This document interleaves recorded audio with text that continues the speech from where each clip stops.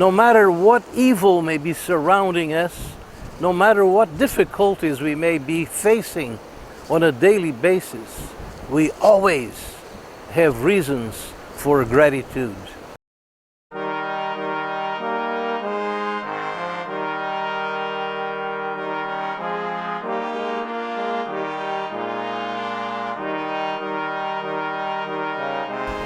We are coming close to the end of November, and as it happens here in the United States, every November we celebrate Thanksgiving Day.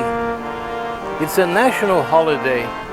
In fact, it is the most American of all holidays because we celebrate something very special that happened even before the founding of this nation, but through the arrival of the Pilgrim fathers and mothers who came from the old world, mostly England, in order to occupy territory in this newfound land where they could in freedom worship their God and do so many more things for which they were being forbidden in their country of origin. I'm reminded of a German pastor in the 18th century who was in the midst of wars and so much pestilence and many other illnesses that were decimating his congregation as well as members of his family.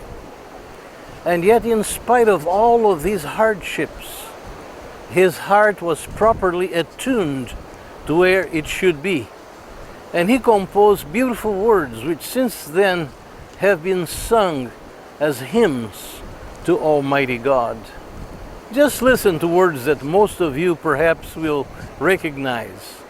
He said, "Now thank we our God with heart and hands and voices,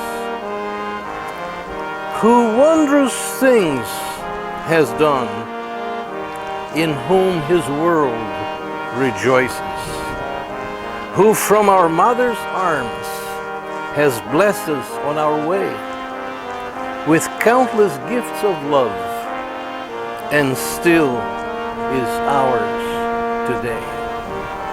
This is true thanksgiving, not only for the good things of life, but also for the hardships which are inevitable in our earthly journey. And that man was recognizing that which he passed on to succeeding generations. And I'm sure that on this Thanksgiving Day, many congregations around the United States and perhaps other parts of the world will be singing this beautiful hymn with a tremendous message encompassing all of the other stanzas as well. Thanksgiving Day should remind us that we don't have only one day per year to give thanks to God for His benefits and to us. But it is good that we have such a day in order to think back and give genuine thanks for every good and perfect gift which comes to us only from the bosom of the Father, from the hands of Almighty God. And it is imperative that each of us individually develop our own method of being thankful so that we do not forget those benefits and we are diligent in sharing our gratitude. A famous TV personality here in the United States, also an author, Oprah Winfrey, has recorded in one of her books the following. She spoke about having kept a gratitude journal for a decade.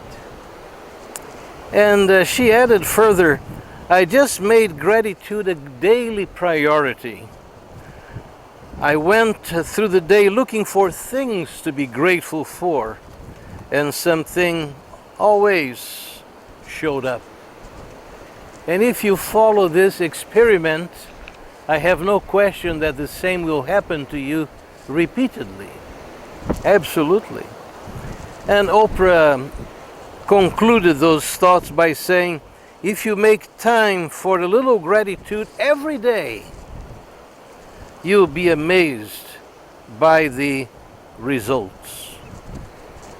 With this in mind, I'm reminded also of having heard about a man who confessed that for his whole life he had lived on Grumble Street, but he came to the conviction that it was time to move to Thanksgiving Avenue.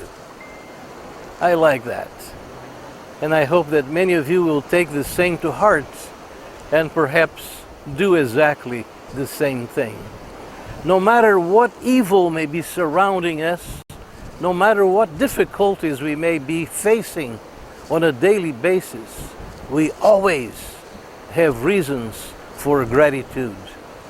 There is no moment in our daily living which we are devoid of opportunities and reasons for genuine thanksgiving. God gives more to those who recognize His delight in granting unto us blessings that we can receive. So do not in any way deprive yourselves of so much more that God has out of His bounty to confer upon you and your family. And don't think that the presence of any difficulty is simply a withdrawal of His blessings, because even difficulties may be blessings in disguise. So take to heart, as I always say, think about it, and better yet, do it every day of your lives. Bye-bye.